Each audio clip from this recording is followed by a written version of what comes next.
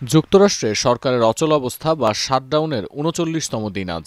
ইতিহাসের দীর্ঘতম এই শাটডাউনে সবচেয়ে সংকটে মার্কিন এভিয়েশন খাত, চরম ভোগান্তিতে যাত্রীরা।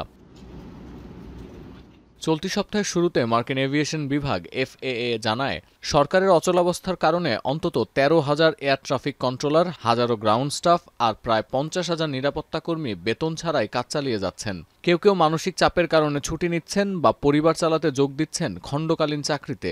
কর্মক্ষেত্রে অনুপস্থিতির হার বাড়তে থাকায় দেশের ব্যস্ততম এয়ারপোর্টের বিমান পরিষেবা ১০ থেকে ৪০% পর্যন্ত কমানোর সিদ্ধান্ত নিয়েছে সংস্থাটি।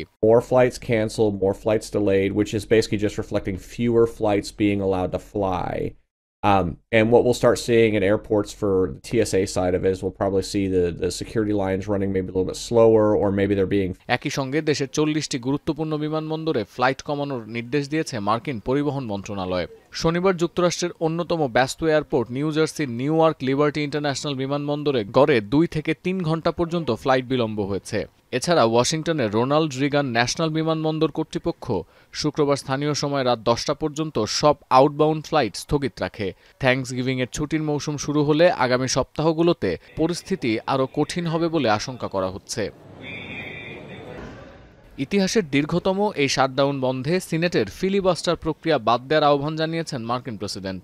সিনেটের নিয়ম অনুযায়ী একটি আইন বা প্রস্তাব পাশে ১০০ জন সিনেট সদস্যের মধ্যে ৬০ জনের ভোট প্রয়োজন হয়। ট্রাম্প মনে করেন, এই নিয়ম এড়াতে না পারলে এই অচলাবস্থা আরও দীর্ঘ হবে। মূলত সরকারকে সচল করতে রিপাবলিকানদের প্রস্তাবিত অর্থায়ন পরিকল্পনায় ডেমোক্র্যাটদের সমর্থন চান ট্রাম্প।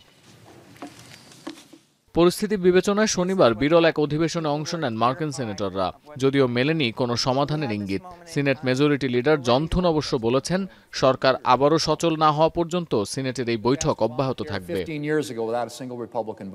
রিপাবলিকানদের পরিকল্পনা অনুযায়ী ৩টি দীর্ঘমেয়াদী অর্থ বরাদ্দ বিলের খসড়া চূড়ান্ত করার কাজ শুরু হয়েছে, যদিও ডেমোক্র্যাট ও রিপাবলিকানদের মধ্যে এখনও বড় ধরনের মতপার্থক্য আছে।